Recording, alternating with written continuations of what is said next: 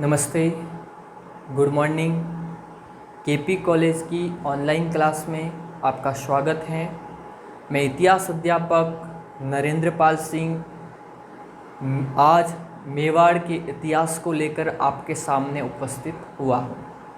इस मेवाड़ की पावन धरा पर कई वीर हुए जिन्होंने अपनी मातृभूमि के लिए त्याग और बलिदान को अपनाते हुए प्राणों की आहुति दे दी। इसी कारण उनका नाम आज स्वर्ण अक्षरों से लिया जाता है। आज इसी धरा मेवाड़ के बारे में जानकारी प्राप्त करेंगे। मेवाड़ का इतिहास। मेवाड़ का प्राचीन नाम था, मेवाड़ को प्राचीन काल में मेदपाट, प्रागवाट और सीवी जनपद से जाना जाता था। प्राचीन नाम मेवाड़ का जो प्राचीन नाम था वो था, मेवाड़ का जो प्राचीन नाम था वो था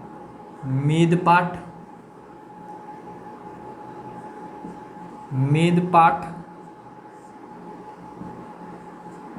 प्रागवाट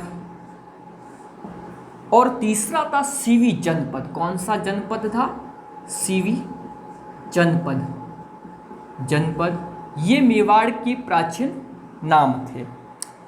इतिहास में ऐसा उल्लेख मिलता है कि मेवाड़ पर मेव या मेद जातियों का अधिकार था या वह शासन करती थी।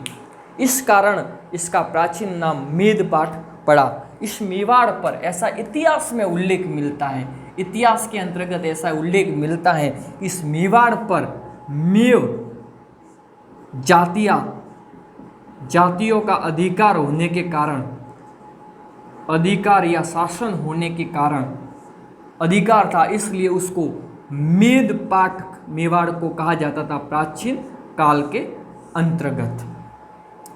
इस मेवाड़ पर जिस वंश का शासन था, सबसे पहले जिस वंश ने शासन किया इस मेवाड़ पर वो था गुहिल वंश। इसका गुहिल वंश।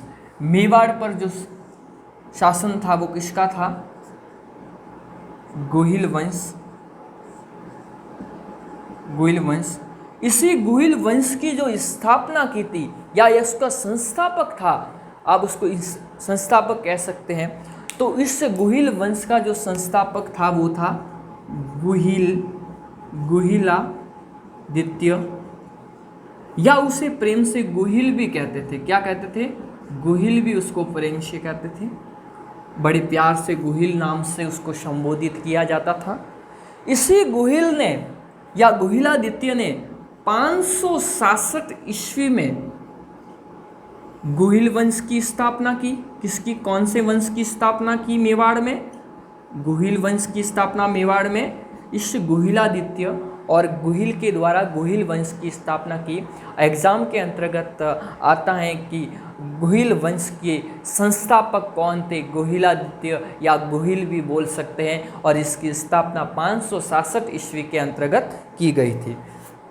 चलो, ये गुहिल है वो अपने आप को राम का वंशज मानता था।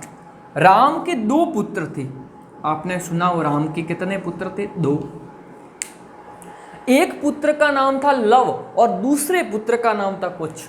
लव और कुछ, ये राम के 2 पुत्र थे। और इसी कुछ था जिसका वंशज ये गुहिल है वो अपने आप को कुश का वंशज यानी राम के बेटे कुश का वंशज गुहिल अपने आप को मानता था। इसलिए मेवाड़ के जितने भी शासक थे वो अपने आप को कुश का वंशज मानते थे। गुहिल वंश की स्थापना 567 में, और ये अपने आप को राम का वंशज मानते थे। देखो, अगर ये गुहिल ने उसकी स्थापना की है तो गुहिल वंश की माता पिता तो होंगे।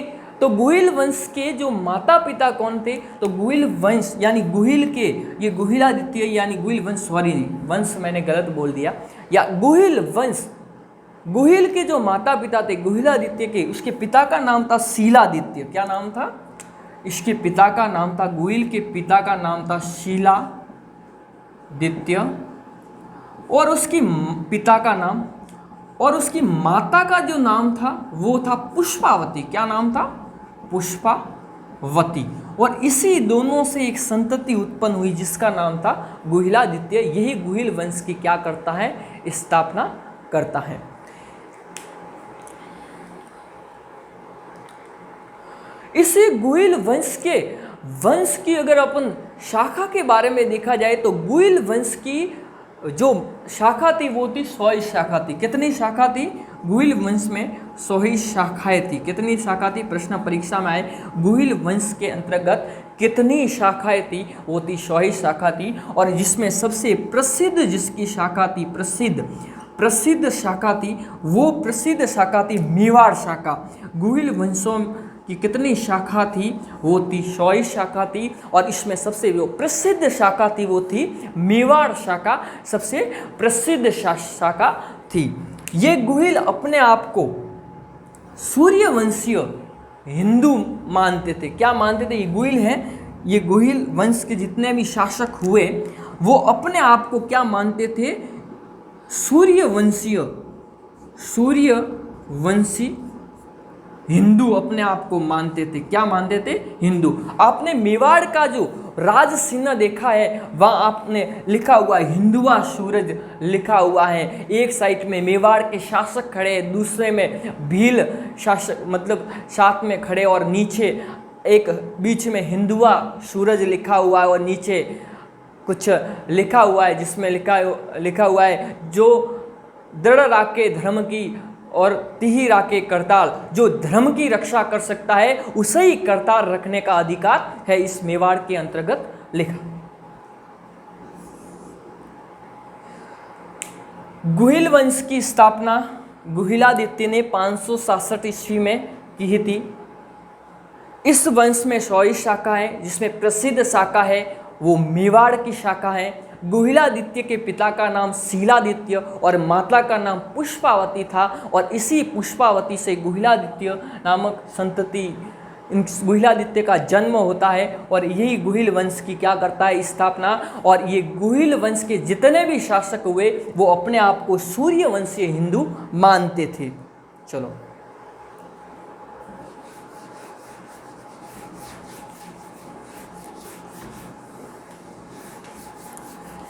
इस गुहिल वंश के अंतर्गत एक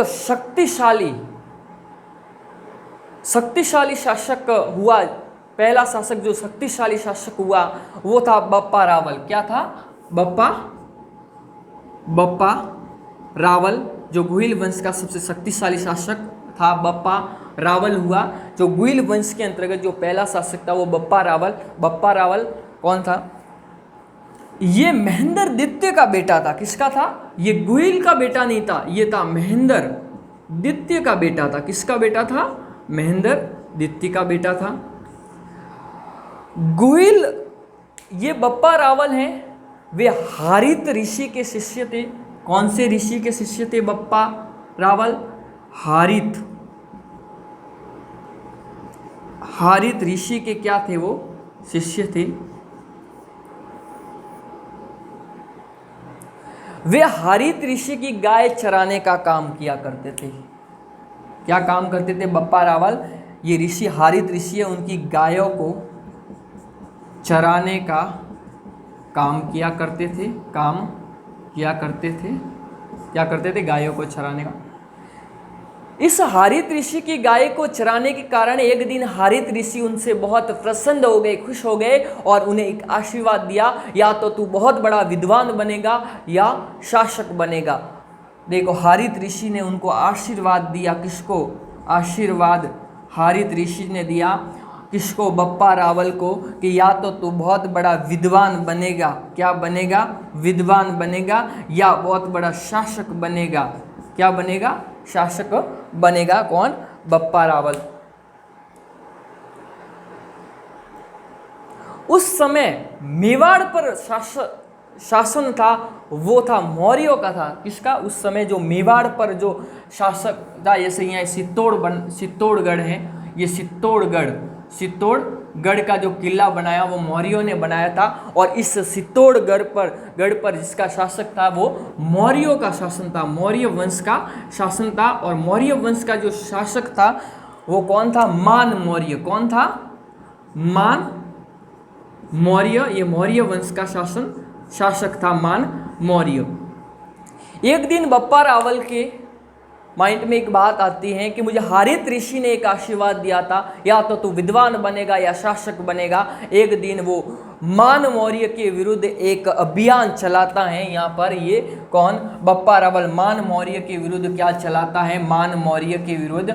मान मौर्य जो चित्तौड़ पर शासक हैं, या चित्तौड़ का किला ये मौर्य शासकों ने बनाया था, तो मान मौर्य के विरुद्ध वो अभियान चलाता है बप्पा रावल, और मान मौर्य को करता है परास्त, और चित्तौड़ पर अपना अधिकार करता है। कौन, बप्पा रावल। कौन, बप्पा रावल का चित्तौड़ पर क्या हो जाता है, अधिकार हो जाता है, चित्तौड़ को अपने अधीन करता है। कौन, बप्पा रावल मारवाड़ क्षेत्र में उसका अधीन करता है। पहले वो मान मौर्यों के अधीन था, वो मेवाड़ क्षेत्र, और अब बप्पा रावल जो गोहिल वंश का शासक है वो उसको अपने अधीन करता है। बप्पा रावल मेवाड़ को अपने क्षेत्र को अधीन करने के बाद में वो अपने बैठने के लिए कोई स्थान बनाता है कि मैं कहाँ बैठूँ जहाँ मुझे जनता आकर मुझसे मिल सके या मुझसे बात कर सके। ऐसा कोई स्थान ढूंढना पड़, कोई ऐसा स्थान बनाओ जहाँ मुझे जनता आकर मिल सके। इसलिए उसने उदयपुर में एक स्थान है, उदयपुर का एक स्थान नागदा नामक स्थान पर अपनी राजधानी बनाता। क्या बनाता है, राजधानी।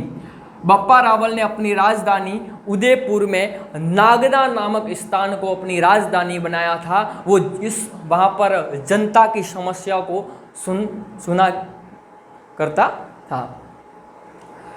बप्पा रावल की राजधानी कहाँ पर थी, उदयपुर।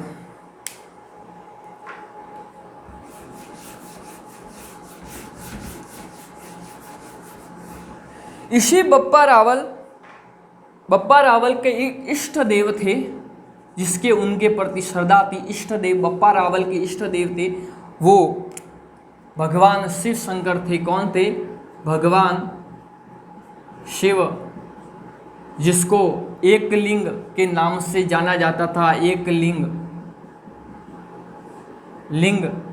नाथ